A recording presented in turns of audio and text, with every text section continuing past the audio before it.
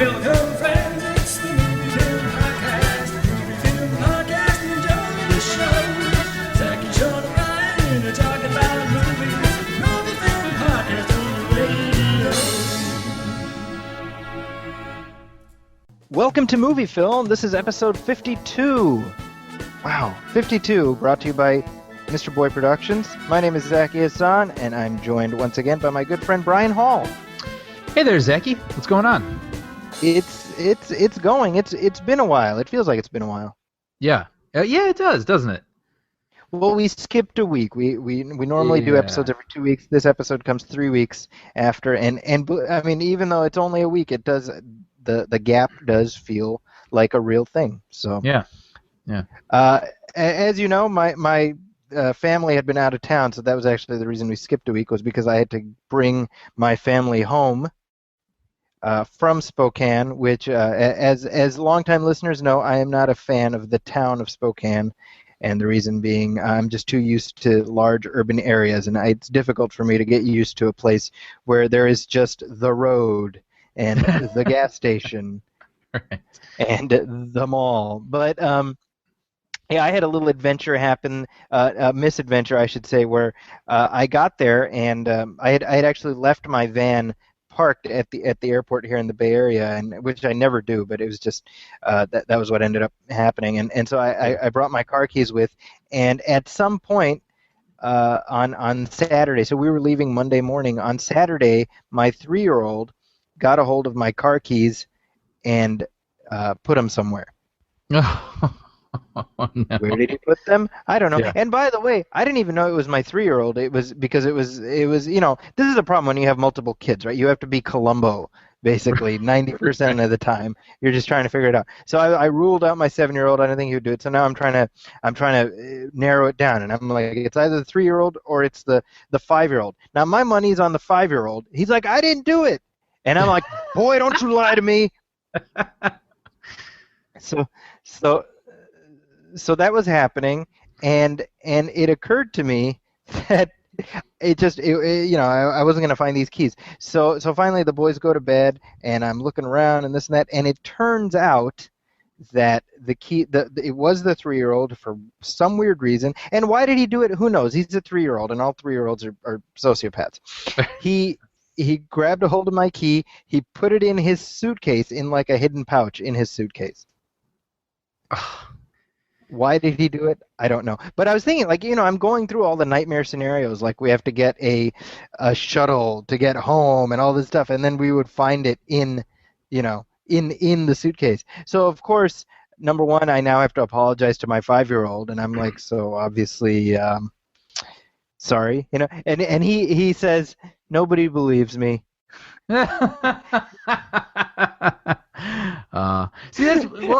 It's funny too, because it's like different ideologies behind the missing keys. If it was the 5-year-old, it was malicious. Exactly. You know what I mean? Like, and if it was a 3-year-old, it was just out of a need to bury things. Well, I mean, and now the 5-year-old, in my defense, I was like, well, look, 99% of the time you are horrible. So, admittedly, to be fair, yeah. But I was thinking, like, it would, this could be that moment where, 20 years from now, and it's like, how did you take this how did you choose this path in life? And it's like, well, I realized nobody would believe me when that my 3-year-old brother took the key. But actually, a tangent to this, and this kind of goes to what marriage is all about, and how really marriage is about the little moral victories you can claim over your spouse. So we're frantically tearing the house up, looking for the keys, and this is my in-laws' house, and my wife is like, look in your jacket, right? Look in your jacket. So I go up and I'm looking in the pockets of my leather jacket, and I kind of reach into the breast pocket, and I feel what it feels like the key. It's like the fob electronic key for vans, and it feels like I'm like excited. And I pull it out, and it's actually like a little Listerine spray, and I'm like, oh man, So anyway, the search continues. So my wife's like, did you look in your jacket? And I'm like, yeah, I looked in my jacket. It's not there. So I'm like looking around, and then maybe like a minute later, I glance over and I see my wife looking in my jacket. Right. Right. So I see. Now she doesn't know that I see. So I look over at her and I see her reach into the breast pocket and I see her grab something, and she does one of these where she's like, Zaki, and she pulls this thing out, and she has that tone of like, Yeah. you asshole, look at what I found. Like, I got you. Meanwhile, I see her, and I know what she's doing, and I'm like, I've got you. So she pulls out this Listerine thing, and I'm like, "Oh, did you think that was the key in the pocket of the coat that I said I already checked? Is that what's happening here?" And she had that moment of like, "Uh-oh." She makes eye contact with me. She looks at the thing in her hand, and I got to be honest, that incident made the entire heart attack of losing the key totally worth it. Because that's really what marriage is all about. Yeah. Oh yeah. So that's what you got to realize. But I am back home. Family's back, so we are back to our usual recording schedule, which is getting in wherever we can. People listening cannot see this, but I'm here in my meth den. Yeah, it looks like a pharmaceutical laboratory or something. Well, I actually just finished my last class for the summer semester, and we happened to record in like a biology room. So I'm just like, well, got my headphones. I'm gonna drop some podcast knowledge. Yeah. While I'm here. So what's going on with you? I literally we've said this before. I do not talk to you unless I'm doing the show. So this is kind of my chance to just touch base with you. What's happening with you? Well, speaking of being in cities where there's the road, I went and visited my parents in Oklahoma.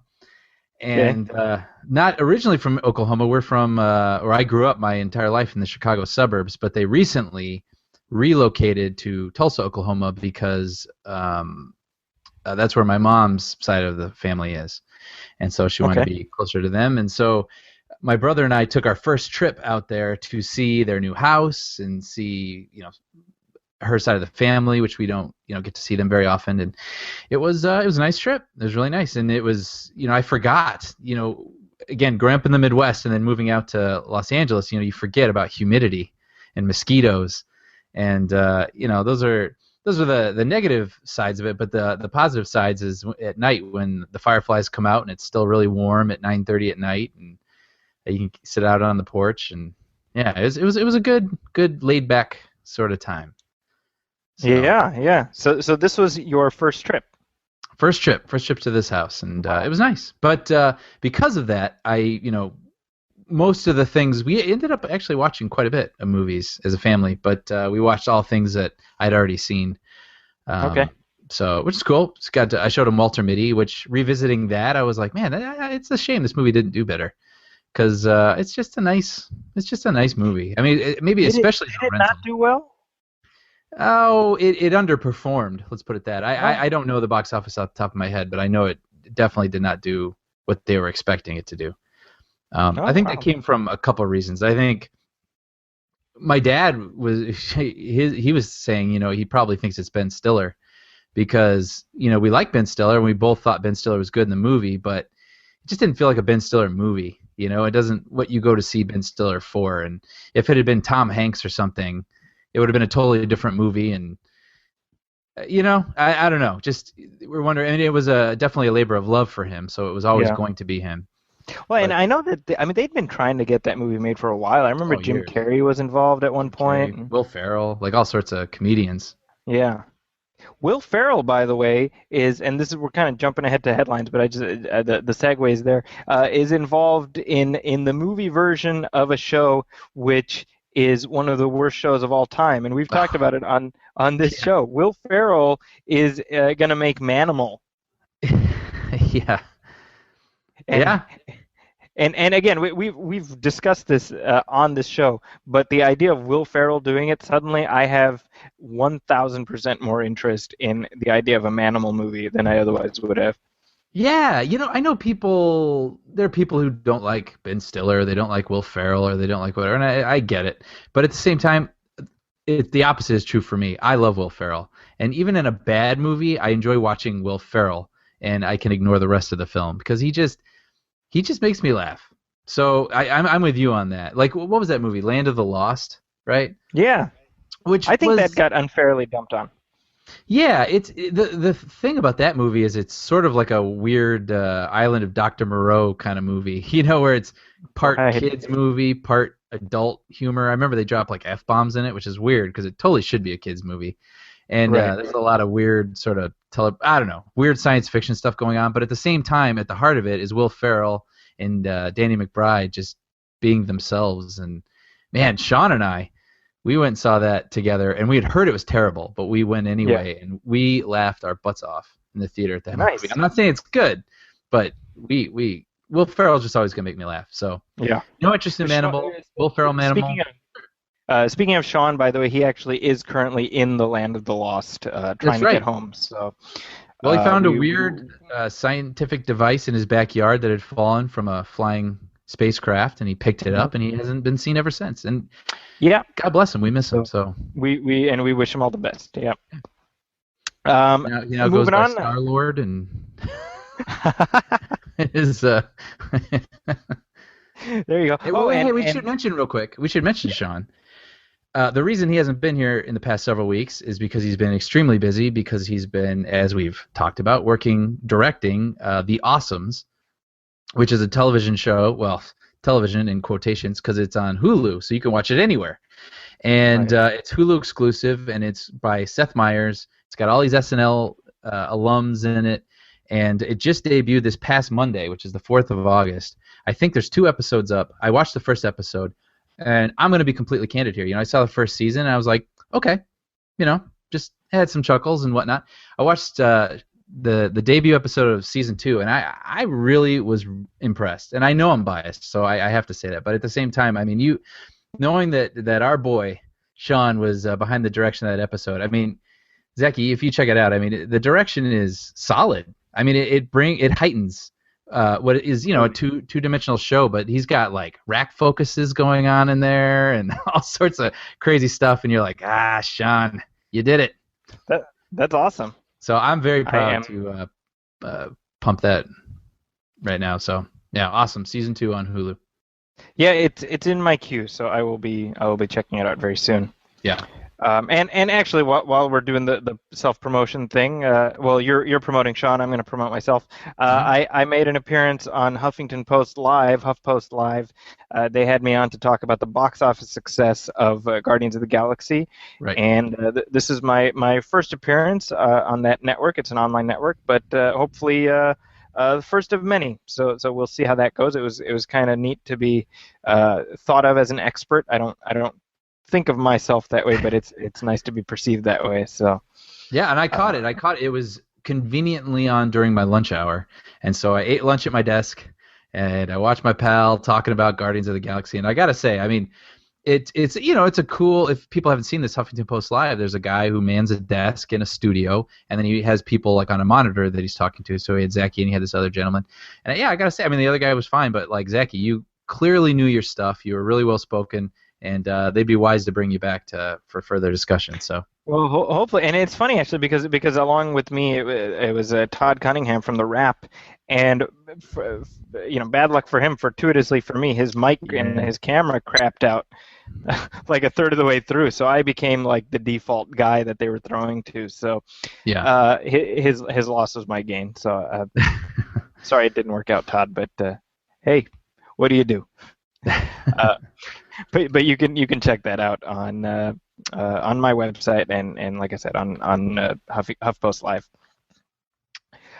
Moving on, we have some listener letters. Actually, more specifically, we have one listener letter, and this is from Leonard, who writes to us every now and then, and he just has one question: who knows more about movies, you or Brian? That is easy. Zeki. Really? I think so. I was going to completely defer to you because I feel like my knowledge is in more sort of arcane, uninteresting areas, whereas you have more of like a mainstream awareness.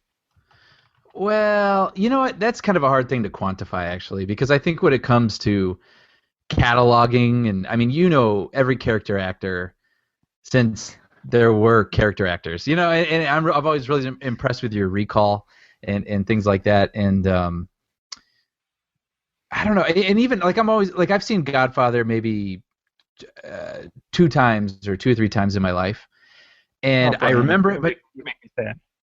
Well, I know, and it's one of those things where it's like I know it, but like I'll be like, oh yeah, oh that character's name, whatever. But I know you have a really good recall for those things. Like you could recite Godfather back to us right now, and certain other sort of like Hallmark films and things like that. And so I think I have sort of a maybe above average knowledge of film history. But I do keep up. I keep up with what's going on these days as well, I suppose. But I think I would put you, if we're close, that's what we're trying to politely say to each other right now, I would definitely put you slightly ahead of me. So. It's funny because I mean obviously I tend to retain useless information, and that's not something I'm necessarily proud of, but it's also something that I try to keep in check, in that I try not to be sort of like that guy who's tossing out movie knowledge or whatever. And it was interesting because just a few weeks ago I used to be part of this discussion group on Facebook, and I got called out for being arrogant. In a specific instance? Yeah, it was essentially I think I got called out for a preponderance of arrogance. And I was like, wow, really? And because it's something that I don't think about. I've never thought I was perceived that way or intended to be that. But I was just like, it's kind of funny because it's like in an internet group like this, it's funny how being the guy who drops a lot of movie knowledge makes you like the bully jock, like right. So it's like that was my equivalent of like giving people wedgies or whatever. But I ended up leaving that internet group over that. I was like, well then, y'all can't have this. And I mooned them and I left. I gotta say, that is why I enjoy doing this podcast, because what you say about trying to not become that guy and keep it in check, it's like, again, I love this stuff. I've loved movies since I was like 5. Like I remember seeing E.T. when I was 5 and Back to the Future, and those were important experiences for me, more so maybe than for some other people, and it's been like that for my whole life. But at the same time, I realize not everybody's interested in what I'm interested in, so I always try to, if people want to talk about this stuff with me, I'm more than happy to, and I enjoy it, and I enjoy hearing other people's opinions. But I never want to be that guy who's like dropping all this useless stuff that no one cares about, relating things to film things that I know they don't get. So it's like, why would you do that? And so what I like is when I come here, then I get to be completely uncensored. Yeah. And just because I hold back a lot too. Sometimes even at work, people have conversations with me and be like, "Did you know this?" And it's like, yeah, I act like I'm not as aware of some of these things as not, just to make the conversation more fun for everybody. And so I like coming here and not having to think about that and just. Well, when you think about it, I'll tell you the metaphor, and it's a perfect, spotless metaphor. You and I are basically like superheroes. Okay. It's a perfect metaphor. Well, yes. And you know how Superman goes through life and he has to pull his punches. And he has to, and it's like, hey, Clark, did you hear about how all the people that got rescued from that plane? And Clark has to be like, maybe I have, Lois. I'm not sure, Lois. Well, that's kind of us, right? And then this show, this like Google Hangout is the equivalent of like the Hall of Justice for us. Yeah, we get to take off the suit and tie and glasses, and we get to sit in our spandex suits and just that's be, right, man. Just be. And I'd be wearing spandex even if we weren't talking. So I'm glad that we have a situation where that's appropriate. But yeah, so I we have different skill sets, if you will. There, we'll just put it there in terms of movie knowledge. And actually, by the way, while we talk about that, I want to thank everybody who's checked out the Planet of the Apes commentary track that we did. Yeah. Because we got a lot of new listeners there, and it's really gratifying because that's something. And I've gotten a few messages from people who said they watched it with the movie, and some people who listened to it without the movie, and both enjoyed it equally. Very cool. I mean, that was kind of an experiment, and so it's nice. It's nice to know that people enjoyed it. So it's fun. Well, and I mean, when we set out, I was like, why don't we just do it? Let's just set up a mic, see what happens, and to have to be here a month later and knowing however many people have actually listened to that, and it was just kind of like, hey, let's just do this as a lark. That tells me that it's worth doing more of those. So we'll definitely have that happening. Yeah. That being said, I do have an interview that I wanted to share with you and the listeners, and this is my chat with Matt Akey, who is one of the heads of Legend 3D, and they did the 3D conversion on Transformers: Age of Extinction. So this is a conversation I had a few weeks ago, actually, and I've been waiting to pull it on here. And I think you will enjoy it because obviously 3D is one of these things that's just a part of our film experience now. You know, it's not going away, and a lot of the stigma, I think, around that has gone away. And so I had a chance to really pick Matt's brain about the nitty-gritty, the technical side, and he really explained it in an interesting way, where he talked about the differences between native 3D and post-converted 3D, and how, again, the stigma around post-conversion has sort of started to go away as filmmakers use that more often. So let's go ahead and play that, and we can chat on the flip side. Like I said, I think you'll really enjoy this. There's a lot of different ways that people think about, what's the best way to do 3D for live action films. Originally, the thought was that the most natural and most progressive way would be to only shoot in 3D. So you had Avatar and films like Hugo, where people were kind of saying to capture it is really the right way to do it, and that's kind of the pendulum that swung all the way to that direction. And stereo conversion was kind of seen as something that was only there by necessity and potentially could be degrading to the images in 2D by the way that they actually do the process, which is and all of them work similar, even though everyone says they have proprietary software. It's just essentially you cut out a piece of the shot, whether it's a character or a mid-ground object, and you extrude it in the Z space, in stereo space, and then you fill in the background and clean up the edges, and then try to create as much volume as you can for those objects. And so purists would say that certain kinds of conversion might be necessary, but only to shoot in 3D, and that was probably thought from like 2010 to 2011 mainly. Mm-hmm. And then films as stereo conversion started to kind of really progress in terms of efficiency and overall quality of image. Filmmakers started to really latch onto it, and I think the pendulum has really swung back the opposite direction the last couple of years because they're realizing they can shoot their movie the way they want to shoot it on their schedule, where maybe you get 30 or 40 setups in a day, or maybe even 15 setups in a day. You could drastically reduce how many setups you can get with a stereo native photography scenario because you're focused on the way that both lenses are capturing the image as opposed to shooting with one. What are some aesthetic things that they need to still be aware of in order to have the film convert effectively? Sure, yeah. So filmmakers who have worked in 3D before usually have a really good sense when they move on to their next film of rules, and not even rules, but just ways to make the 3D work better than it could work if you don't think about it at all. Some of the things that some are production focused, and some are editorial focused. Obviously, not breaking the frame as much as possible is definitely a plus.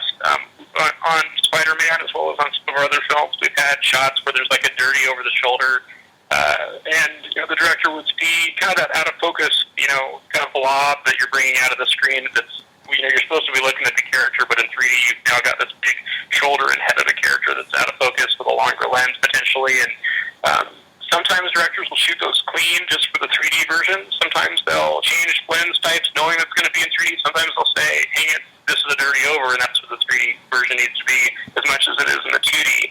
What's great about conversion is it's a very easy thing for us to paint that out if they don't want it in. Like we had a couple shots where we had not only those dirty overs, but even something like a very jittery camera that's, in 3D when you're shaking a camera left to right, say it's like a plane crash sequence or something, you've got kind of a sense of the left and the right eye image that are moving very fast, and it can be confusing and cause you eye strain if there's too much of that sustained over time, especially if the movie's a very deep 3D film. And for what we've done for filmmakers is actually done a stabilized version of the shot, or like the over-the-shoulder thing, painted out that character in the foreground just for the 3D version of the film. So essentially you're getting a different aesthetic for 2D than you are for 3D, but it actually really helps that the experience, and the audience will never miss it because they didn't know what there he played. Well, and so Dark of the Moon was the first time these movies were done in 3D. Obviously, that continues on with this one. How was it different on Dark of the Moon versus Age of Extinction? And sort of a connected question: how involved is Michael Bay in this process in terms of making the films into 3D?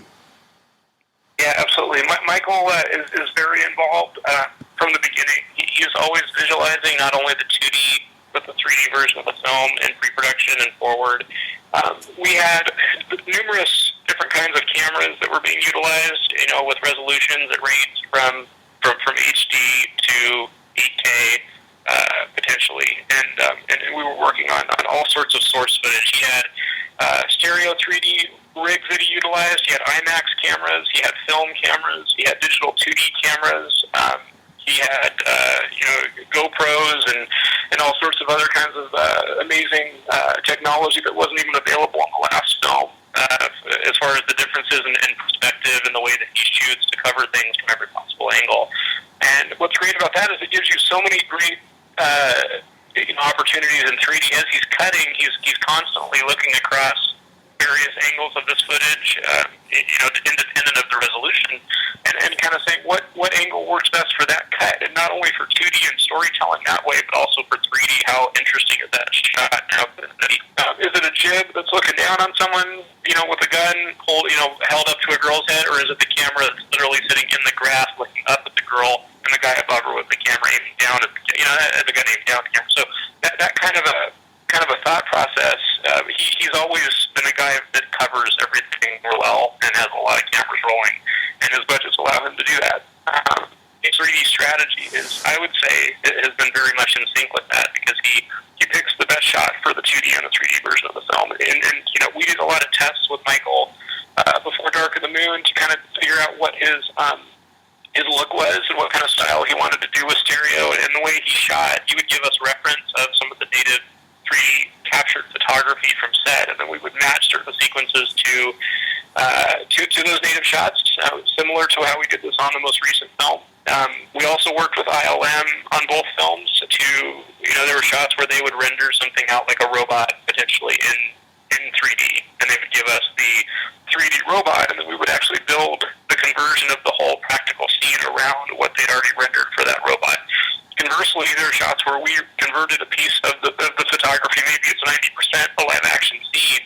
We'd convert it, we'd get the depth set to where Michael liked it, and then we would actually pass it back to ILM, and they would render a all CG character or effect into our scene and then do the final composite themselves. So we partner very closely with ILM on this film, but really with all the VFX vendors we work with on films like Man of Steel and on Spider-Man with Sony ImageWorks. There's a lot of shots where Spidey is all CG, but the environment he's in is all practical, and we converted the practical environment that Spidey's stereo rendered element of just him swinging or maybe his web shooting out.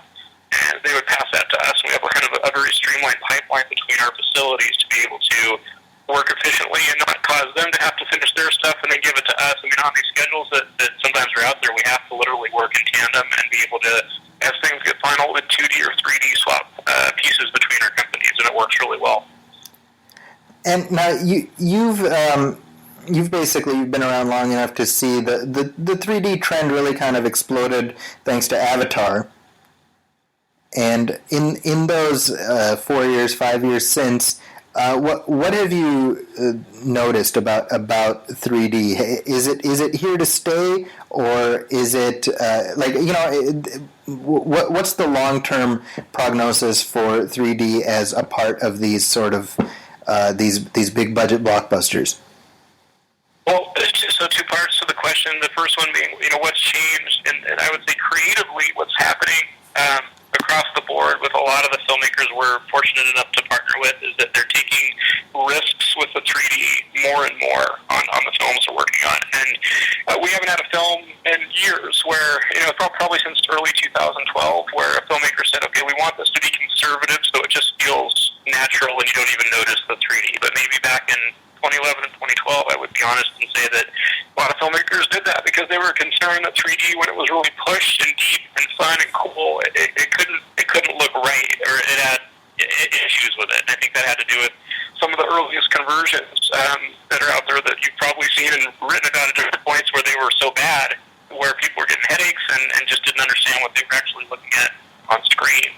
And what's happening more and more, and I think especially this year with some of the filmmakers we're working with, is they're saying, hey, we got to have fun. If people are going to pay an uptick on 3D, and if this is going to be something that we continue to do as an art form within visual effects, it's got to be worth people's money. It's got to be engaging. It's got to actually be used to tell a story and to take people on a little bit of an emotional journey. And if it doesn't, it's just a gimmick that makes box office, maybe even just in a couple of territories out there. There have been a couple of films this year where really quick and dirty conversions were done just because one territory wanted it for distribution only. And to me, that's always hard because I understand the need for the revenue, the opportunity for money out there with 20 to 30% of films being seen in 3D and the uptick and what that can be profitably. But sometimes it can also be a bit of a black eye on 3D as an art form because you got great films coming out in the meantime that people are seeing and they realize, God, the story was a completely different experience for me, like with Gravity, like with Hugo, or like with Life of Pi. Like I was actually in, the boat with the tiger, and then the boy, and feeling that as opposed to watching it flat. So a short answer for that first part, it would just be they're taking a risk, they're using 3D in a bigger, more bold way, and it's definitely has swung more toward that than maybe a couple of years ago when the methodology was keep it conservative, keep it behind the screen. Anything that comes out of screen is a gimmick. Now people are saying if it's not out of the screen and actually engaging and fun, it may not be worth doing. So that's one part. The other part would be next, as far as like how it's expanding and the growth of 3D. Next year is the biggest year we've ever tracked for 3D films. And as I mentioned earlier, there's something like 16 films we're tracking that are all 3D releases, and I think 13 or so of those are conversions, and that's just the ones that are announced and in prep so far. So we've never had a year where we looked at it and said there's potentially too much work out there for the three big vendors.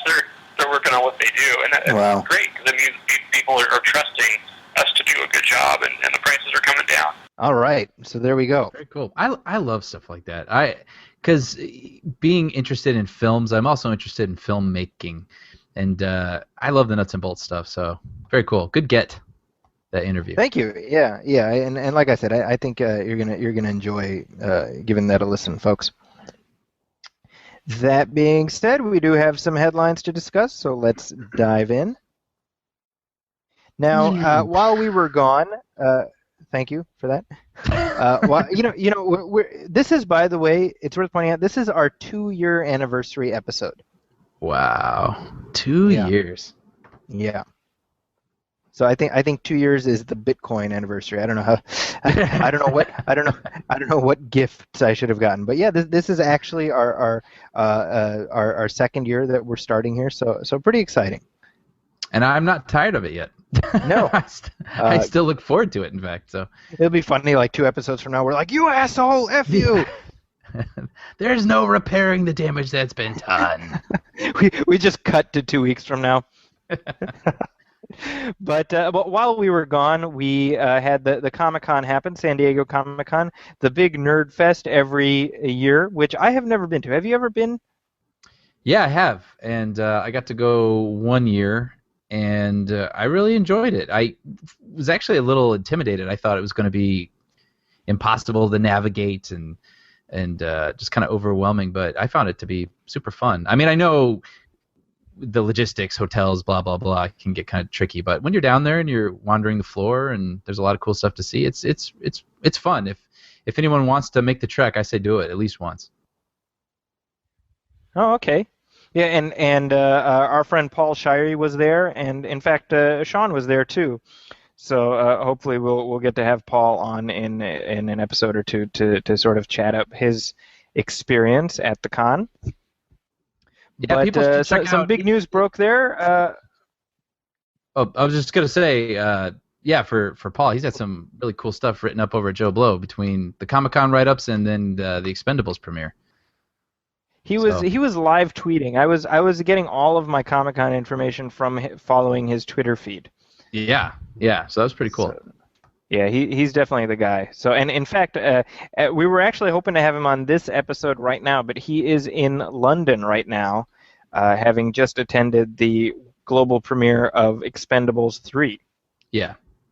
So that's As one does. as well, yeah, as one does on occasion. So like I said, we're hoping to have him on for the next episode. But there was some big news that dropped there about. Well, I guess the biggest news was probably Batman versus Superman. What do you think? I would agree. I think Wonder Woman was the ubiquitous news. Every if anything that came out of Comic-Con, that was everywhere. So describe now the Wonder Woman news first of all. Well, the fact that there's going to be Wonder Woman on the big screen for the first time ever was big news, but we didn't know what she was going to look like because, movies we're kind of in this gritty era now, and so how do you interpret a costume that's red, white, and gold and has a big eagle on it, and what does that look like in the reimagined DC universe? And so we got our first glimpse of what that is, in fact, and it looks like Xena. So we saw our first picture of Gal Gadot as Wonder Woman, and I'm not underwhelmed. I'm not underwhelmed. I'm not overwhelmed. I'm just whelmed. Yeah, exactly. I'm not surprised at all. I'm not disappointed. I'm not excited. I'm just like, oh, right, yeah, that's kind of, I see that. Yeah. Yeah. But I'm thinking that if you're DC, Warner Brothers, that's not the reaction you want. But what can you really do to get people to give you that reaction? Right. Yeah, that's a good point. Remember there was going to be that TV show? Gosh, was that CW or ABC? I don't remember. that was NBC. That was NBC. David E. Kelly, yeah. Yeah, and then there was those pictures. I mean, that was everywhere as well. The pictures of what that Wonder Woman incarnation was going to look like, and then it never got picked up to series. Right. So no one ever really got to see what the show was like. But it's funny because I saw someone do a side by side of that costume with what we saw now, and even though it looked kind of crazy seeing the TV version of it, maybe a year or two ago, seeing it next to what has just come out for this Batman v Superman movie, you're just like, oh wow, that looks like a Halloween costume. The one from the TV show. What was going to be a television show? Yeah, it just looks super like a rented costume from a Halloween store, versus this Wonder Woman, Gal Gadot, as I say, Gadot. I think it's Gadot. Gadot, but hers looks like, okay, she looks like a warrior. Right. So well, and that's not the only news related to Batman v Superman: Dawn of Justice. We have to say the full title. They also had the panel where they showed a teaser, not even a trailer. I mean, it's a teaser of some footage, which I don't know about you, but I saw like grainy cell phone camera version of it online. Yeah, it was actually funny because I was with my parents, and then I saw on my phone that they had screened that footage. And so my parents have a Roku, and I was like, hey, check this out. So I went over to the YouTube app. I just put in Batman v Superman trailer, and then probably the same video that you saw came up. And it was very grainy, and it was very small, but at the same time, I mean, you could tell what was going on. And I just told my parents, I was like, this just happened a couple hours ago, and people got up before the sun was up and slept on a sidewalk so they could see this, and we're watching it on our couch. Right? Isn't that hilarious? Yeah.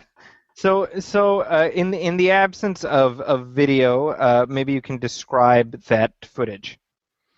Well, it starts. There's a heavy downpour of rain, I think, or maybe it's just a really blurry camera. But no, it's either rain or grain. Yeah, there's a heavy downpour of rain, and Batman is standing next to the bat signal, and he flicks it on. And Batman is not necessarily wearing a bat suit; he's wearing bat armor. He's got the eyes that are glowing, and it's very much from the Frank Miller Dark Knight Returns sort of vein there. And so then the bat signal goes up into the sky, and then flying into view is Superman. And Superman, again, this is coming from grainy footage, I think his eyes were red? Or there was something off about him. Yeah, and he had like the heat vision eyes. Oh, is that what it was? Yeah. So he's kind of glowering down at Batman, and they're just facing each other, and then that was basically it. And as simple as that sounds, it was pretty cool. and based on the video that we saw, people lost their minds while watching it. Yeah, I watched it from a couple different angles, and every time I heard this one guy like, "Oh, ah." Right. It was really weird. I think he was ejaculating. It was funny. My dad was like, "Well, that guy sure enjoying it." So I almost wanted to hate the footage because of reactions like that. Right. Because it's so overdone, it's so ridiculous. But what did you think? I've been on the fence about this movie. I would say that seeing that definitely has me more intrigued. But I mean, this is one of those movies that like we've said this before. Anything we say about it, it's like whatever, because by opening night we will have seen it. Yeah. So it's almost like it's utterly irrelevant, But I'm not crazy about the darkness. Sure. I saw that first picture of Superman that they released for this movie, and it's him in Gotham City, I'm assuming, and I posted it on Facebook, and I said, oh, it's our first still from Superman versus Batman, the darkening of the darkness. Yeah. Yeah. Because it's just it's a little too grim and gritty. I will say though, I saw some pictures of Ben Affleck as Bruce Wayne, and he has gray temples. Mm-hmm. And I was just reading up on Badass Digest. Evan Faraci talks about how Bruce Wayne will have been Batman for about 30 years at the time of this movie. Wow. So in other words, he's in his mid-50s as a character. And that's interesting to me because that basically puts about 20 plus years between Batman and Superman. Yeah, and if you're trying to really start a franchise here, I mean, you have the hero that most people are presumably excited about, and he's in his mid-50s. So right? why is that, do you think? Why is what? Why put him at that age? Why did they make that choice? Yeah. I don't know, because I think that makes for an interesting film. Seeing a grizzled Batman who's seen some stuff. I wanted to see that, but at the same time, yeah, I mean, as you move forward, if I can only assume that they're going to try to do this as, Marvel's in their 10th movie, 10 movies deep right now. I'm sure they want to do the same thing for DC, so why start Batman at mid-50s? Right. That just doesn't seem like good planning, but who knows? Maybe he hands the mantle Affleck, over. I don't know. What's that? I mean, Affleck is not in his mid-50s. He's in his mid-40s. No. The character. Yeah. So, I mean, that's kind of interesting in and of itself that he's not even in his mid-40s. Ben Affleck is 41. Yeah. So they're letting him, they're leaving time for him to grow into how old Batman is in these movies. Yeah. One presumes. It's an odd choice. Yeah. It is an odd choice. It's cool that it's a different take, though. I'm excited to see something kind of different. I mean, and that's part of it. Maybe they don't want to even invite comparisons to the Christian Bale Batman. Right. And this is about as different a take as they've ever done on screen. Yeah. Ever. Yeah. But while we talk about sort of bringing beloved institutions back, there's news broke this past week about yet another try at bringing Ghostbusters back. Now, of course, Sony has been trying to get Ghostbusters 3 made for going on 25 years now, literally 25 years now, because it's 25 years since Ghostbusters 2 came out. Wow. And I think the plan had been to bring the originals back, and then of course Harold Ramis unfortunately passed away a few months ago. At which point Ivan Reitman, who had long been going to direct, he dropped off, and it seemed like, at least in my mind, that was pretty much the end of Ghostbusters 3. Right. As a sequel, anyway. But now comes word that Paul Feig, who we interviewed on this show, is attached in some capacity to do, and I haven't gotten confirmation of this, but to do what could possibly be an all-female team of Ghostbusters. Yeah, that's the rumor on the playground. But I don't think that he's attached, but I think that he's being courted. I see. And so yeah, the internet kind of blew up talking about an all-female, because that's kind of his jam. Like most of the movies he's done have been, female centric, and so with Heat, Bridesmaids. He's got a movie called Spy coming up, which is basically a James Bond movie starring Melissa McCarthy. And so yeah, it's funny. The internet just sort of I think mostly was in support of it, like it's about time and let's have more female. Well, this comes on the heels of also, at Comic-Con they laid out the schedule for the next Marvel films for the next several years, and they don't include a female hero at the lead, let's say. And so people are sort of like, well, why is that? And then it's interesting because then immediately after that you have Ghostbusters 3 being talked about as possibly all female Ghostbusters, and then Sony comes out and says that they're looking to do a female-centered Spider-Man film in like 2 or 3 years or something like that. So it's almost like they want to capitalize on everyone getting a little upset with Marvel. Here's the thing about that. Just as a tangent, people say, "Oh my gosh, there's no female superheroes, is discrimination, etc." And I'm kind of like, look at the box office of Elektra and Catwoman. And if you want to go even further back, Supergirl. Sure. These movies have not done well historically, so I don't blame studios for being gun-shy. Now, is it because they star females? No, it's because they're horrible, horrible movies. Right.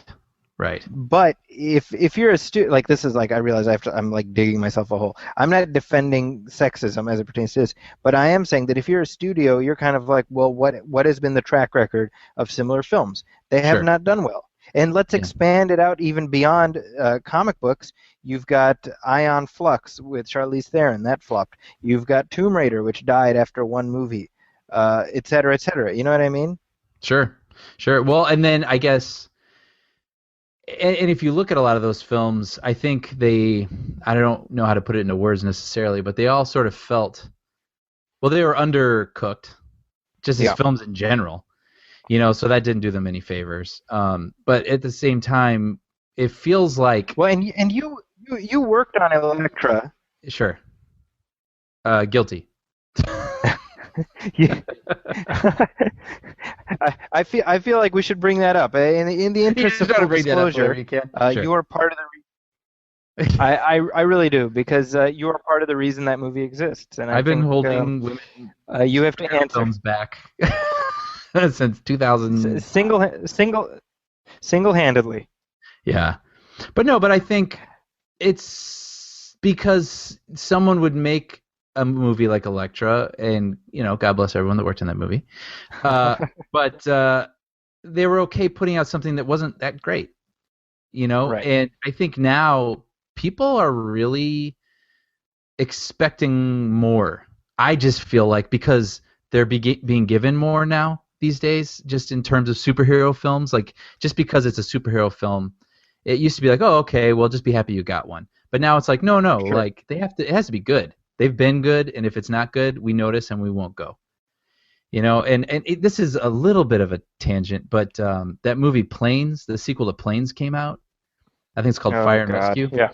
And I've talked to some parents, and I've heard so many people say that they were confused when that movie came out and thought it was a Pixar movie, obviously, because it looks like Cars. Intentionally so, of course. And they saw it and they hated it. And it's funny because then when Planes 2 came out, it just completely flopped. I mean, all animated movies, even bad ones, do okay because they're, you got to take your kids to something. But this movie didn't do well. And it just, to me, it strikes me as people starting to pay attention maybe. A little bit more, and we can get into this later, but with Guardians of the Galaxy, you have a movie starring characters nobody knows, but it's a Marvel movie, and it did fantastic numbers. So again, I feel like people are becoming a little more conscious of what is being dealt to them, and I feel like that ups the game for putting out a female superhero movie. Like, it can't just be a female superhero movie; it's got to be a good one. I think people are going to expect it, and so people have to live up to that, I guess. And anyway, I don't know if this does live up to it because we didn't see it, but Lucy, that movie that just came out, the Luc Besson movie with Scarlett Johansson, I mean, that movie, like, that opened big. Right. So, I mean, people want it, and I really do believe that a lot of that had to do with people are digging Scarlett Johansson as Black Widow. They know she can kick ass, they like her from other things, and so this was kind of her Black Widow movie without being a Black Widow movie in a way. So, I don't know. I think Marvel should take a look at that and be like, oh, okay. People will show up for her as a lead kicking ass. So, well, there we go. Yeah. But then again, going back to Ghostbusters, do I want to see Melissa McCarthy as a Ghostbuster? No, I don't. I'll just be honest. I don't. Well, why is that? Because she has a shtick, right? Sure. And a lot of people like that shtick. I'm growing a little tired of that shtick, and I bear no qualms with anyone who enjoys that shtick, but I don't want to see that shtick in Ghostbusters. You know what I mean? If she can do something different, he brings something else different out of her that he hasn't brought out of her in the past 3 films he's worked on with her, then, you know, that would be great. But I'm not interested in seeing Melissa McCarthy in a Ghostbusters movie. But hey, prove me wrong, Melissa McCarthy. Melissa McCarthy tends to play Melissa McCarthy. Yeah, and just by the same token, I could see a lot of people saying, well, when it was saying like, oh, Jonah Hill, Seth Rogen, whatever, Ghostbusters, people didn't want to see that either. Like I get that Seth Rogen has a shtick, and like they don't want to see Seth Rogen's shtick in Ghostbusters. I mean, Ghostbusters is Ghostbusters because of Bill Murray, Dan Aykroyd, Harold Ramis. Like, let's face it, you know. And so that's another thing to consider. I don't know. We're talking about this a lot longer than I expected, but. You know what I mean? People like Ghostbusters because of what Ghostbusters was. Right. So, I mean, do people want to see a Kristen Wiig Ghostbusters? Like, I don't know. You know, it's not going to be the Ghostbusters everybody loves necessarily. It's going to be a Kristen Wiig movie. You know? Right. And I like Kristen Wiig, so there's that. But yeah, I would be like, throw in a funny ensemble. I mean, in absolute honesty, once Harold Ramis died, any real desire to see this franchise revisited kind of died with him. Sure. That's how it feels for me. I'm ready to have Ghostbusters just be a thing that I loved. Sure. And still love without it being a thing that continues indefinitely. But that being said, this is a franchise, and I get that. So I would love to not have it be a gimmick, like, oh, it's girl Ghostbusters, or if you have an ensemble with a girl on it, hey, fantastic, you know. Yeah. But I don't know, that's kind of where I'm at with it. Yeah. But moving on, we have, speaking of actually franchises that are being revisited, whether we like it or not, the scuttlebutt had been that Ridley Scott was working on a sequel to Sean's favorite movie of the past 5 years, which is, of course, Prometheus. Yes, that's true. And everyone's kind of assuming that was happening. And as far as I know, it's still happening, but it's not happening right away because Ridley Scott has another movie in the works. And what is that, Brian? It is called The Martian. And I guess it's based on a popular book. Are you familiar with this book? I'm not at all. I don't read. I stopped reading several years ago. That's my new thing. Yeah. No, here, The Martian, so I'm like, what? I can't really picture what this is about. And then I read the synopsis, and essentially, and this is very simplifying it, but it's basically Castaway meets Apollo 13. So it's about a space mission, and an astronaut is accidentally stranded on Mars, and he has to struggle to survive for the next 4 years until the next crew arrives. So the movie will have Tom Hanks in it, in other words. Right, yeah. But that actually sounds really cool to me. And it sounds like a great idea for a Ridley Scott movie, for sure. I think so. I think that sounds really interesting, and it sounds like from people who've enjoyed the book. I mean, they just find new stakes to continually throw at this guy, and having a guy abandoned on Mars and surviving. I don't know. I don't know what to picture, and that's why I'm excited about it. I can't wait to see what Ridley Scott brings. I think it'd be funny if for the next few years until the movie comes out, people are like, so is it related to Alien? And he's like, I don't know, maybe. Like, they go through the exact same thing we went through with Prometheus. Yeah. So the question I have then is, my contention all along has been that we will never see a sequel to Prometheus. Okay. And my question for you is, what do you think is going to happen with Prometheus? Well, this is one of those weird spots where I might know information and then I don't know exactly what to say. I would say we might. Okay. You have to realize, folks, like as Brian was talking, I saw like a laser sight just show up on his forehead. Yeah. When he paused there, it was because he could see like the predator, like just off the camera. Well, let's put it this way. Will we? I don't know. Are they working to make that happen? Yes. Okay, so here's a question. Maybe you can answer it. Why are they working to make that happen? That is a good question. I don't know the numbers offhand of Prometheus, how profitable it was. If it was profitable, I'm sure they want to do it again, and maybe they feel like they can fix whatever select people didn't like about it. Also, I mean, Prometheus, yeah, when you call it Prometheus, yeah, that carries whatever it does. But they want to continue making Alien movies? I'm certain they do. Right? Sure, I mean, if it starts course correcting and going back to being an actual Alien movie, then that would be in their best interest, I think. Well, so I've pulled up the figures here. $130 million budget. It made $126 million stateside. Okay. And 276 foreign. So a global total of $403 million.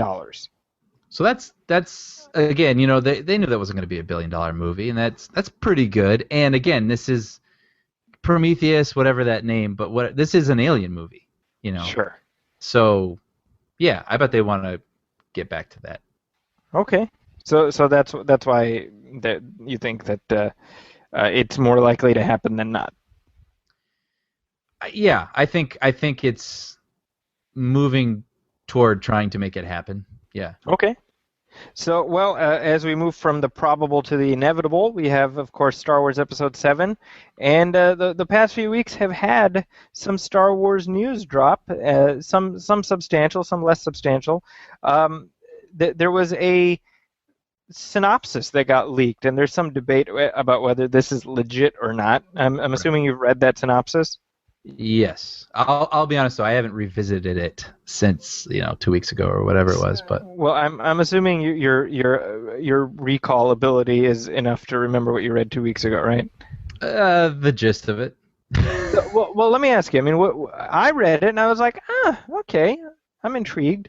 And then I got all manner of messages from people who were like, "You're out of your mind. This sounds terrible." Can you do you remember the synopsis, and can you offer your thoughts on that? Why don't you? I only remember the key component of it. So do you remember more than that? Well, the very, very gist of it is that it starts with you have the opening crawl, and again, this is entirely conjectural. We have to remember to point this out. But it starts with the opening crawl, and then in lieu of like a spaceship or something, we see a hand floating in space, clutching a lightsaber, and by implication, it's a cyborg hand. And this hand ends up making its way to the surface of a planet, and it's found by two of our main characters, and I forget their names, I'm sorry, but I forget the actors' names. But it turns out it is Luke Skywalker's hand. Right. Presumably his robot hand. Right. You mean because it survived through space through all that time? Well, yeah. I mean, what else could it be, right? Right. So then they try to find Luke Skywalker, and they end up bumping into Han Solo and Chewbacca, who have not seen him in 30 years, supposedly. Mm-hmm. And thus the quest begins, right? Yeah. And this is intriguing to me because what it essentially does is confound every possible expectation of where these characters have ended up since Return of the Jedi. Yeah. Well, it's which is kind of weird.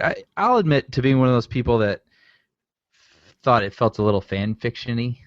Sure. And again, I'll be honest too. I only read it once, really fast, and I thought it was supposed to be the hand from Empire. Still clutching the lightsaber, and so these two people stumble upon it, and that's an ancient weapon that they're not. It's something from the past, and so they want to get to the bottom of it because Jedi are all but extinct. And again, there's something. It's all about the execution. I think there's something interesting in that, but on the other hand, I could see it almost feeling a little silly and trite or something. I don't know. But Yeah. I don't know. I'm not trying to be a hater or anything. Like part of me is like I'm just waiting. I'm just gonna wait and see. Because even if it is that, then I want to see the best version of that. And I don't know. I don't know. Any thoughts? All right, no, that's a fair point. Well, I mean, what I've said is I'm intrigued. That doesn't mean that I'm ecstatic, but I think the barest premise there has me saying, okay, well, I want to see what happens. Right. And I mean, it's weird because you have to think about it. Like right now, we are a year and a half out. Yeah. Right. So in other words, this is the equivalent of like fall of '97. yeah. Before Phantom Menace, where I mean, I would love to go back and read the rumors about what that movie was going to be at that time, Yeah. That would be a very interesting sort of time capsule. So we don't know, so it's like, well, I'm willing to wait and see, and that's where I'm at. Like, does that mean I want to see this particular version? No. Mm-hmm. But I'm intrigued, Sure. Same. So, is there any other Star Wars news that came out of the con or anything else? I'm trying to remember. Not that I recall.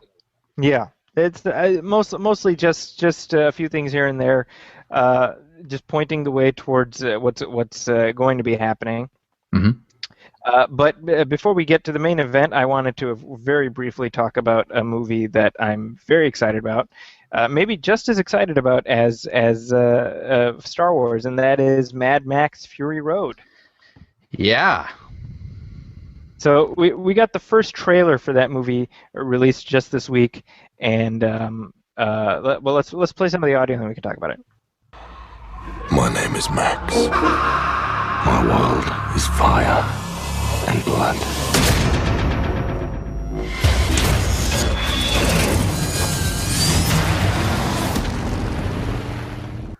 So we've talked about this movie before. This is the first time we've actually seen footage from it. Yeah. And I cannot wait. This looks so good. Yeah. You know what? If you go back and listen to past episodes and we talk about Mad Max, you will find Brian pre-viewing Mad Max saying, "Why would anyone want to see a sequel to Mad Max? Right. Who remembers this movie? Does anyone have any interest in this?" Not me. Then Zaki bought me Mad Max for Christmas, and it all changed. And I really, really enjoyed all three films. And now that I am acquainted with this universe and having seen this trailer, I'm right there with you, Zaki. I'm really excited. And I'm excited because George Miller wrote and directed this, as he did the previous films. And so it's really cool to know that you have the original voice telling this new story. And not only that, but he's got, I'm certain, a bigger budget. Visual effects are capable of a lot more. And it's just, on top of all that, when I watch this trailer, I think I told you, I still feel that little Spitfire, young George Miller that made the first Mad Max. Like, it's this guy really cares about this world, and it's just the style and the passion I felt was palpable in the trailer. Like an earnest continuation of this series, and not just a like, they're going to pay me to make another one? Whatever. Right. You can tell he was excited about this. Well, and it feels nice to have a revisitation of a franchise that's not a reboot, and it's not a remake, it's just another sequel. Right. And Tom Hardy is playing the same character Mel Gibson played, just, it's another adventure of Max. Right. And that's refreshing. Yeah. And I'm hoping that it is. 'Cause I've heard that it's just one big car chase. And I hope that it stays, grounded and is like a mostly practical effects film, and just is like a cool throwback, awesome car smash 'em up. I mean, I think that'd be a lot of fun. Yeah, from what we see, it looks like a bigger budgeted version of the Road Warrior. Yeah. Yeah. Which I don't say that as a bad thing. I think it looks pretty awesome. Yeah. But in a slightly different vein, we have another trailer here, and this is Birdman, Yeah. not to be confused with Harvey Birdman. Yeah. And this marks Michael Keaton's return to the world of superheroes after a 20+ year absence. How did we end up here? This place is horrible. Smells like balls. We had it all. You were a movie star, remember? Who was this guy? He used to be Birdman. I like that poster. You wrote this adaptation? I did, yeah. And you're directing and starring in your adaptation. That's ambitious. Are you afraid people will say you're doing this play to battle the impression that you're a washed-up comic strip character? Absolutely not. That's why 20 years ago I said no to Birdman 4. So give me the heads up on this movie. Well, I had some friends that worked on this movie, full disclosure, but that won't inform my opinion, I promise you. But so I did think it was sort of like a superhero movie, and then hearing more about it, I thought it was kind of a comedy. Mm-hmm. And I really didn't know. And then when I saw this trailer, man, this was nothing what I was expecting. I mean, the gist of it is it looks like, years ago, Michael Keaton, his character was known for playing a superhero known as Birdman, and he's gotten older. He's starting to fade in relevance culturally, and I think within his own life, he's feeling sort of adrift. And so it looks like he's putting on some sort of stage show to, I don't know, to find some relevance or whatever. But as he's doing this, he's suffering what seems to be a breakdown. So in a way, this almost looks like Black Swan, I thought. Right. It definitely looks like on the artier side of things. This is it looks like a headier movie. Like it isn't necessarily a black comedy or a straight drama. I mean, it looks a little surreal. There's the poster, I'm looking at it in front of me right now, is Michael Keaton standing on a sidewalk, but he's hovering 2 feet off the ground. Man, I am really excited for this. This looks really interesting. I think what I'm most excited about is a real breakout opportunity for Michael Keaton again. Sure. Because it really does, whether by choice or because of sort of the exigencies of the industry, it does feel like he's been left behind a little bit. Sure. Yeah. So it'd be nice to have him, valued again as a performer. Yeah. And that's not to imply, by the way, that he's had any kind of a bad career, because I think he's done fine. But I mean, definitely, it feels like to some extent he's faded away. Yeah, and we're not ready for that. We want more Michael Keaton. So we want more Keaton. So glad to see that happen. And this is directed by Alejandro González Iñárritu, who he did Babel. That's what I think he's most known for. But he also did Beautiful with Javier Bardem. Yeah, 21 Grams. Oh, 21 Grams also he did. That's right. Yeah. Yeah. So kind of a unique voice for a film like this, and I think that's what has me intrigued. Yeah, for sure.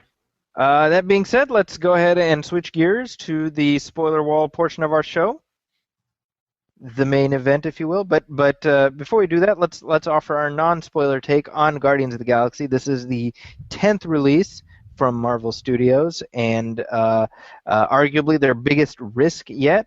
It seems to have paid off, at least if the opening weekend is anything to go by. It opened to just under $95 million domestically. So this is another.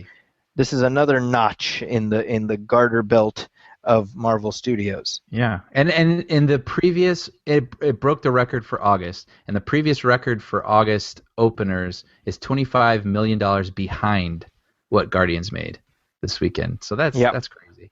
And that was the Bourne Ultimatum in 2007, I believe. Yeah. In 2007. So Brian, why don't you offer your take on Guardians? Yeah, I'll say this. Your non-spoiler take? Talk about the spoiler wall and everything. I'm glad we're doing this first, because I know I've talked to some people that listen to our show, and sometimes when we say we're getting into spoilers, they're like, oh, I'll just listen anyway. I recommend you don't for this one. I say listen to our take here. Here are 2 cents, what we kind of thought about the movie. And once we get into spoilers, I say save it for yourself. Hit pause, go see the film, and then afterwards come back and kind of getting into a mental discussion with us as you listen to us, because I think this movie is worth preserving. Which leads me into saying I really loved it. I thought this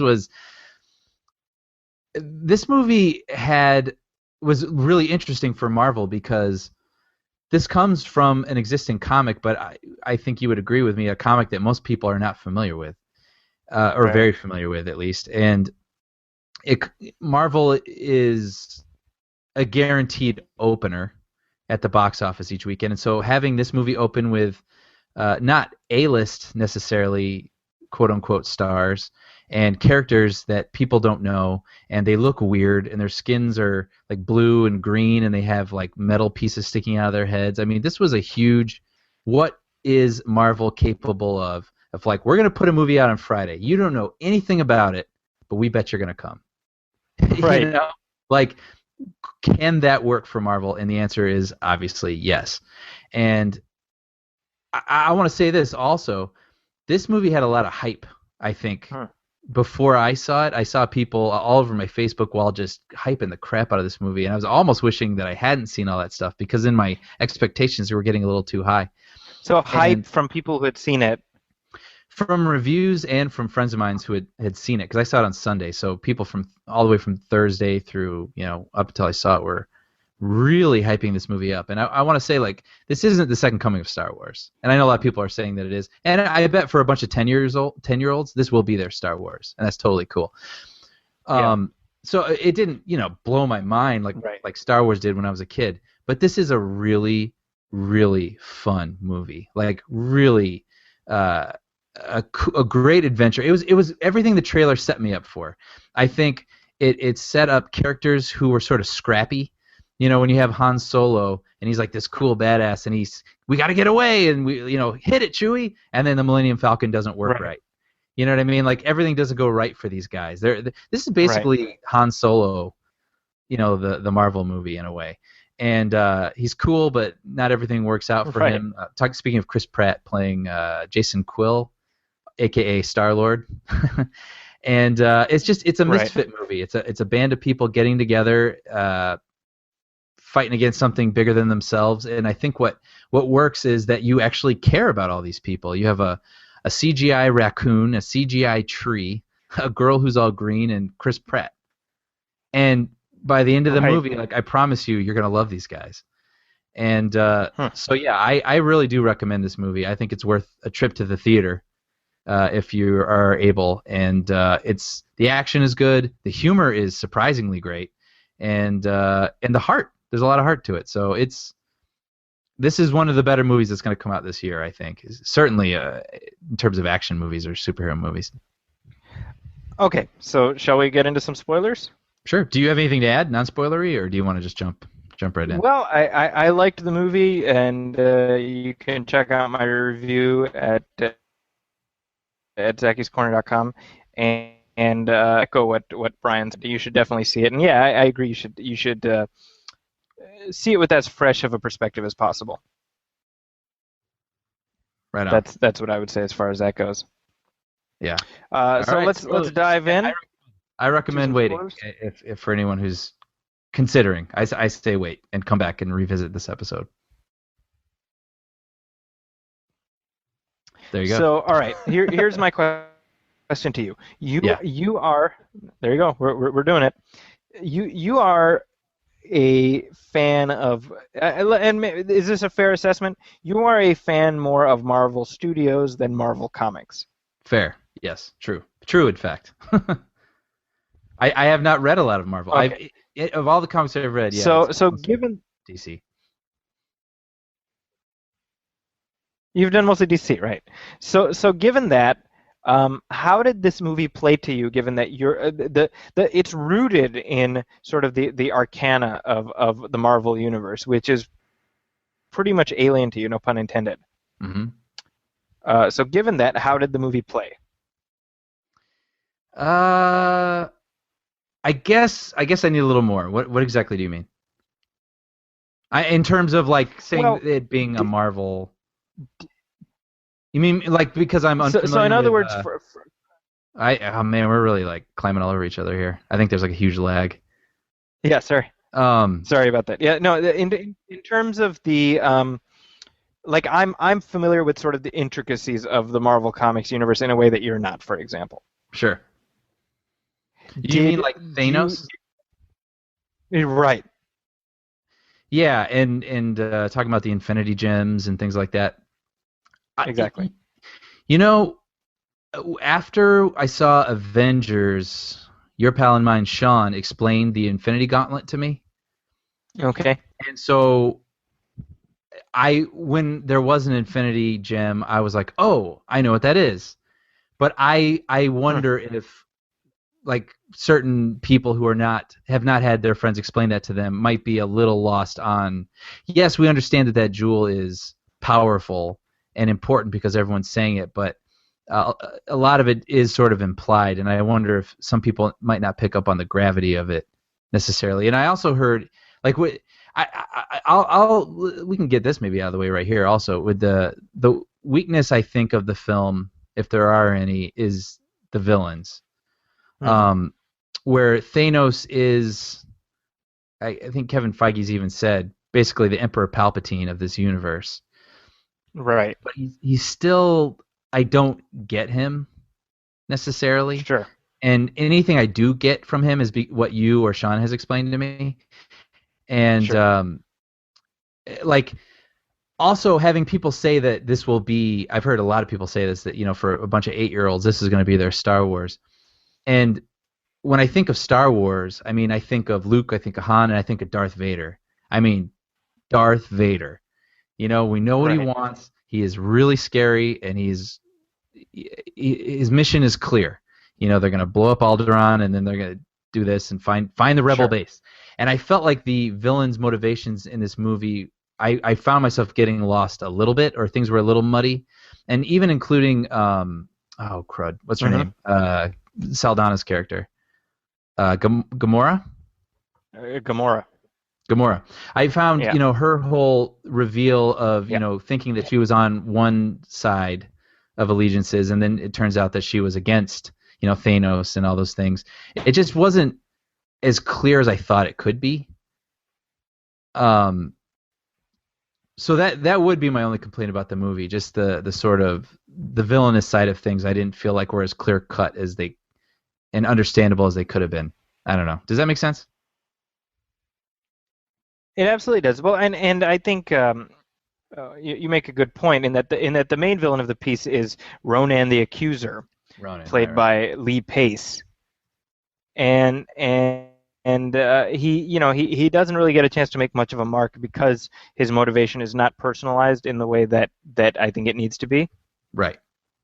And he feels almost like a little version of Thanos. Right.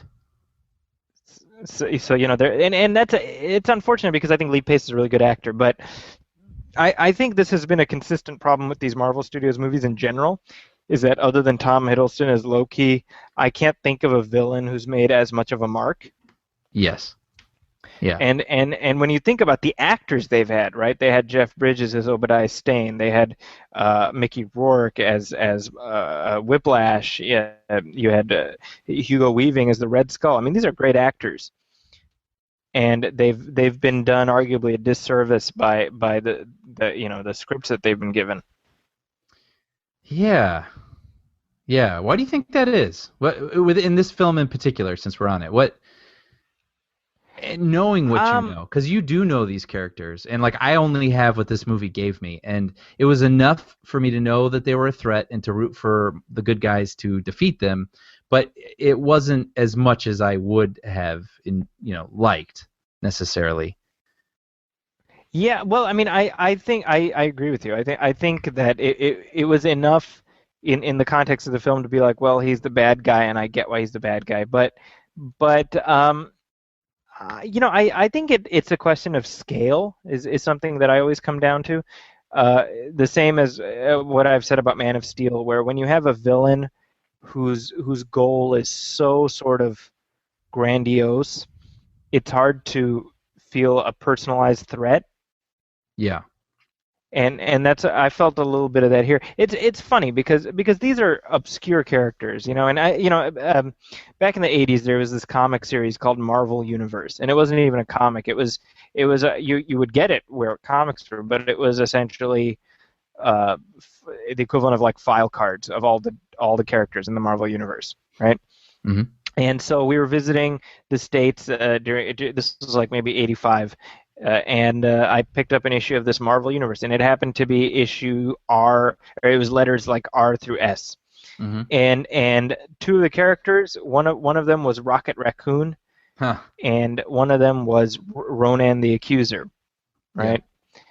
Yeah. And I was watching this movie, and I was thinking back to me looking through that comic 20 years ago, 30 years ago. Yeah. And how, like, the idea that these random obscure characters would ever be the stars of a major motion picture, you know? Yeah. And so in that sense, did they do justice to Ronan the Accuser? Well, not really, but I mean, I don't know that the character really required justice to be done, because he was kind of a whatever character in the comics. But I think the mere fact that we're talking about the portrayal of Ronan the Accuser in a movie is enough to be like, man, how far we've come. Yeah, for sure. You know? And so as far as Thanos goes, I mean, they're definitely playing the long game with him, and I think that's going to be very interesting, because my guess, and this is total conjecture on my part, my guess is we'll see his arc get played out a little bit further in the next Guardians of the Galaxy, which I think is 2017, and then 2018 we've got Avengers 3. Mm-hmm. And if we don't end up with the Avengers and the Guardians teaming up against Thanos, then I've misread this entire operation, but that would be my guess. Sure. You know, but who, among the good guys, obviously Rocket Raccoon is being called kind of a breakout character. Who was a breakout for you? Well, I think it would be, I'd have to agree with Rocket Raccoon, because when I think of what I loved about the movie, I think of him, which is really funny, you know. And Groot, you know, the walking, sort of talking tree. Right. And what's so crazy about those characters is, for being an entirely CGI anthropomorphic animal, you know, and an anthropomorphic tree, I really feel like I understand them.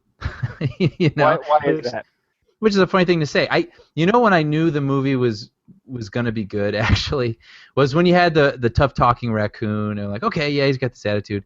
But when he was in the prison and he was changing, and he had no clothes on, and Jason sees his back and sees these little metal things sticking out, and knows that he's seen some stuff.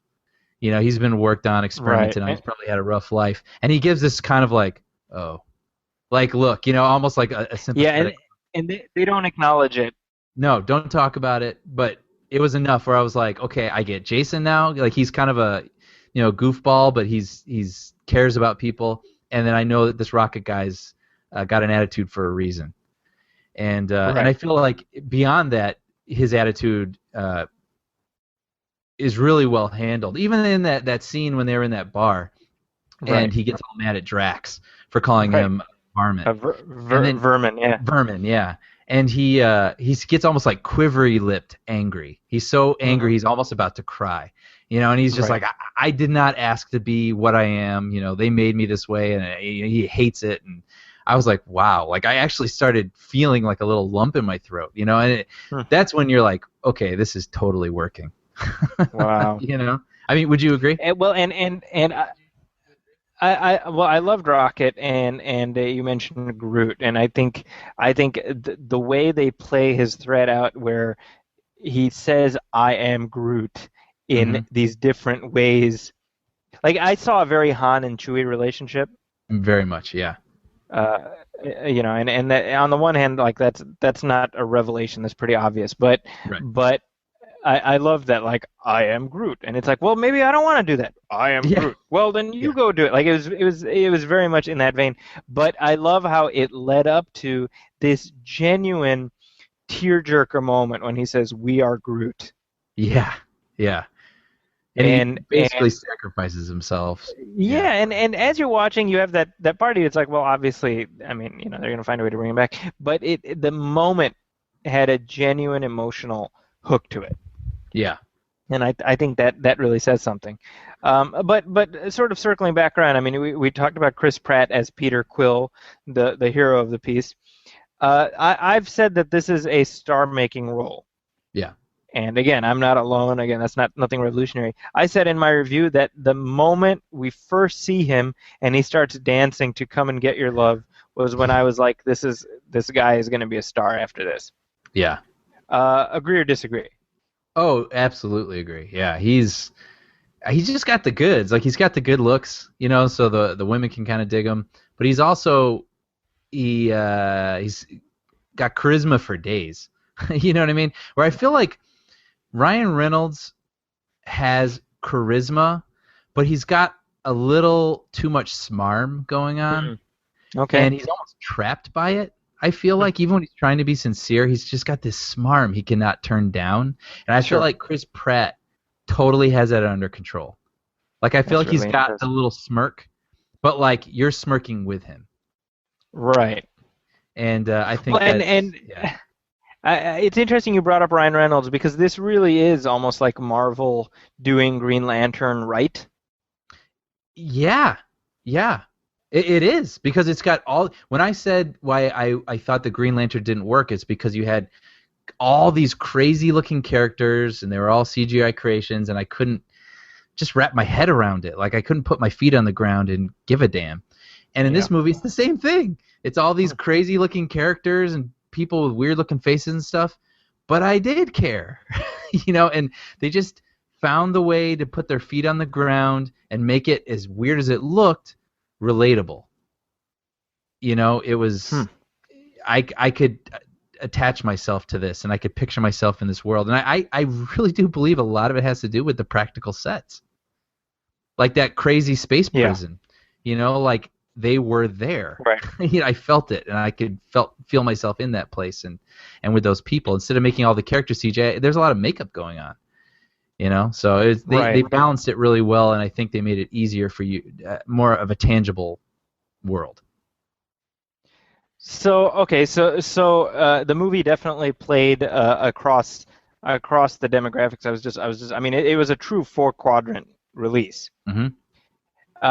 What does this point the direction towards in terms of future Marvel Studios movies? Like, I made the argument, for example, that anybody who's nervous about Ant-Man next summer should feel slightly more at ease now.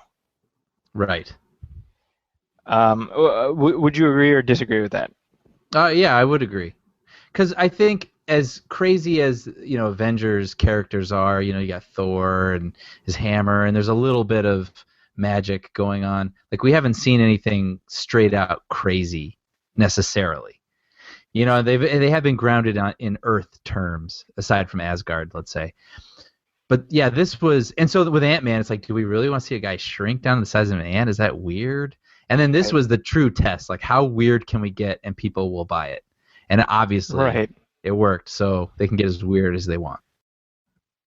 Yeah, and it definitely, I think even, I mean, you've said this, right? Like, your interest in Ant-Man was largely about seeing an Edgar Wright Marvel Studios movie. Mm-hmm.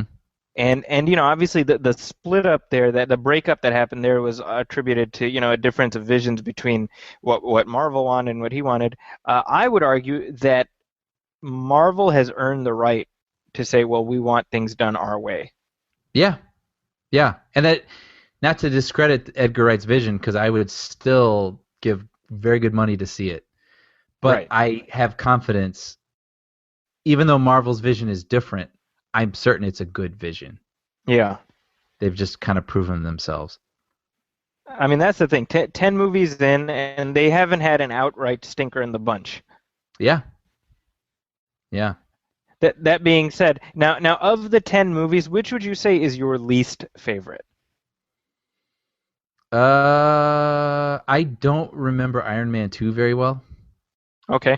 I know people always kind of dump on it, but I just honestly don't remember it. I saw it in the theater once, and I never saw it again. Right. And then Thor 2, I don't know why. That movie just really... I think I felt let down by it. I think. I just didn't connect with the romance that was going on. I didn't connect with the action that was going on. I didn't like the villain. I just didn't feel much for it. And I really liked the first Thor. So I think those are probably the two that are kind of in the distance for me. Okay, so those are the polls. Yeah. And when you think about it, even then, but both Iron Man 2 and Thor 2 demonstrate a degree of craft that at least makes them watchable. Yeah.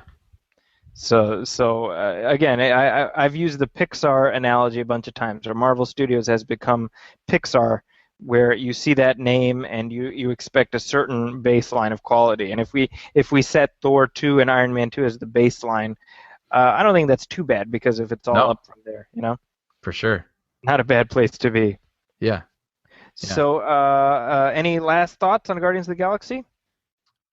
Just, yeah, like lots. It actually is a movie that has been rattling around in my brain quite a bit. And that is something I'll say about the Marvel movies. As much as I enjoy them, I don't think about them a lot after I leave. And then I look forward to watching them again, and I enjoy watching them, but they don't stick in my brain necessarily. And I found that this movie did. I thought of so many moments in this movie. I mean, the movie, for goodness sake, we're behind the spoiler wall, but the movie opens with Jason, on Earth and his mother dying. Right. And it's heavy, and there's this whole runner with this Walkman, with this music, a mixtape that his mother's given him. And I still feel dirty saying these spoilers, but we're behind the spoiler wall, people. I swear, just get out of here if you're not going to see the movie. But then the capper at the end of the movie, where he finally opens this present from his mother that he, from her the night that she died, and he finds that it's volume 2 of this mix. I got emotional, because it was like that music meant so much to him. It was almost like his mother's voice, getting to listen to that. And so he was willing to risk his life in several moments in the movie to preserve that tape. And then to find out at the end that he got to hear more from his mother through music at the end. It's the equivalent of finding like her journal or something. Yeah. And that's in this movie, with all these aliens. That's why I think everybody's really liking this movie. I would argue that it isn't the action. I think it's because everybody liked the characters.